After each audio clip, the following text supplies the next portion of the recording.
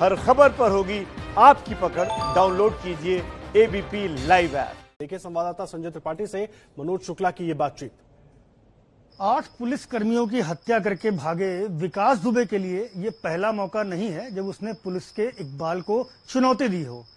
सन 2001 में भी शिवली थाने के भीतर तत्कालीन दर्जा प्राप्त राज्य मंत्री संतोष शुक्ला की नृशंस तरीके से विकास दुबे ने थाने के भीतर हत्या की थी। पूरा वाकया क्या था, बात करने के लिए हमारे साथ संतोष शुक्ला के भाई मनोज शुक्ला हैं। मनोज जी, क्या घटनाक्रम था, पहले हमें पूरा वो बताएं। उस समय नगर पंचायत के चेयरमैन लल्लन वाजपेयी थे। लल्लन वाजपेयी के आवास पे जाके विकास दुबे ने अपने साथियों सहित हमला करने का प्रयास किया। लल्लन वाजपेयी का टेलीफोन भैया के पास आया और उन्होंने बताया कि भैया ऐसी ऐसी घटना है और ये मुझे घेरे हुए है। तो भैया ने कहा कि तुम अपने घर में रहो, मैं आ रहा हूँ। भैया यहाँ से जो है आवास से निकले और सीधे चौबेपुर थाने पहुंचे। जैसे चौबेपुर थाने पहुंचे उसी समय उनके समस्त साथियों को और विकास दुबे को ये सूचना मिली कि संतोष शुक्ला जी आ गए। तो वो पूरे ग्रुप के साथ वहां से भगा और सीधे थाने आया। जबकि थाने में 25 सिपाही 5 सब इंस्पेक्टर मौजूद थे। उनकी मौजूदगी में बस वो सीधे गया और भैया के ऊपर उसने हमला कर दिया गोलियों से और 7 गोली लगी थी। जब हम लोग गए वहां पर देखा जाके। संतोष शुक्ला जी से क्या रंजिश मानता था? क्या कोई राजनीतिक प्रतिद्वंदता थी इलाके में उसकी? राजनीतिक प्रतिद्वंदी तो हम तब मानते जब वो उस स्तर का होता। लल्लन वाजपेयी और विकास दुबे दोनों एक सिक्के के पहलू थे। लल्लन वाजपेयी को संतोष भैया जिलाध्यक्ष थे, उन्होंने उनको सिंबल देके नगर पंचायत का चेयरमैन बना दिया। चुनाव में चेयरमैन हो गए।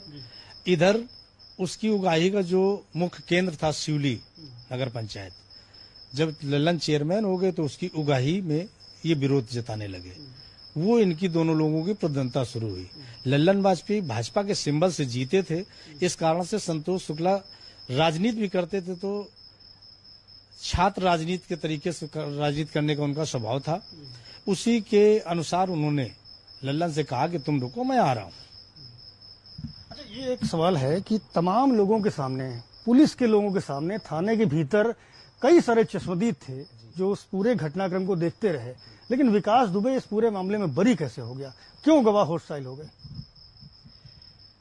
एक तो शिवली थाने के पीछे उसका गांव था। उस समय उसका गांव कानपुर देहात में था। तो जो अपराधी होता है वो थाने से पैठ रखता है। कोई भी अपराधी हो, छोटा हो बड़ा हो। उस समय वो केवल शिवली थाने का जो है हिस्ट्री सीटर भी नहीं था, बदमाश था केवल। लेकिन जब भैया की हत्या कर दी तो वो गमले में लगा पौधा वटवृक्ष बन गया। और मंत्री की हत्या के कारण विकास दुबे ने आर्थिक लालच जो भी करके उसने पुलिस जो गवाही थी उस सबको होस्टाइल कराया। वो सब होस्टाइल हो गए। केवल मैं गवाही में था।